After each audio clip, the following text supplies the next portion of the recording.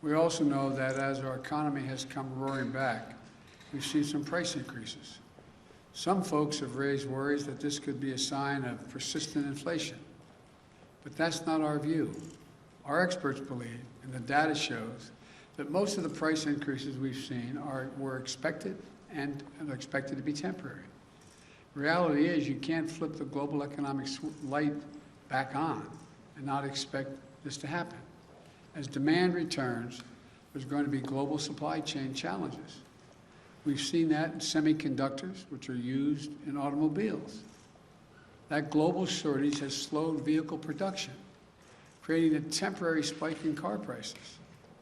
That's a real challenge. My administration will do everything we can to address it.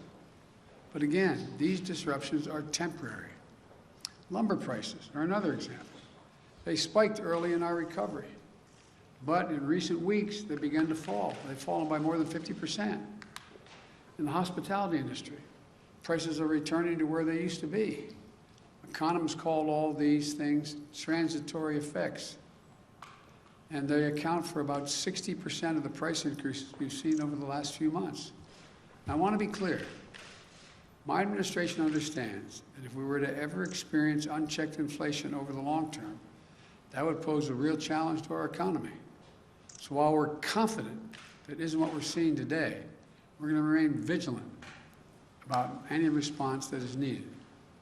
As I made clear to Chairman Powell of the Federal Reserve when we met recently, the Fed is independent. It should take whatever steps it deems necessary to support a strong, durable economic recovery. But whatever different views some might have on current price increases, we should be united in one thing: passage of the bipartisan infrastructure framework, which we shook hands on. And my Build Back Better plan will be a force for achieving lower prices for Americans looking ahead. It's another reason why the investments are so important. If we make prudent multi-year investments in better roads, bridges, transit systems, and high-speed internet, in a modern, resilient electric grid, here's what will happen. It breaks up the bottlenecks in our economy. Goods get to consumers more rapidly and less expensively. Small businesses create and innovate much more seamlessly. If we increase the availability of quality, affordable child care, elder care, paid leave, more people will enter the workforce. These steps will enhance our productivity, raising wages without raising prices.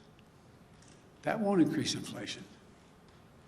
It will take the pressure off of inflation, give a boost to our workforce, which leads to lower prices in the years ahead. So if your primary concern right now is inflation, you should be even more enthusiastic about this plan. And as we promote fair competition in our economy through the executive order I mentioned, it will drive down prices even further. New businesses will get in the game, competing against those giant corporations who have been free to ramp up prices because they haven't had any real competition.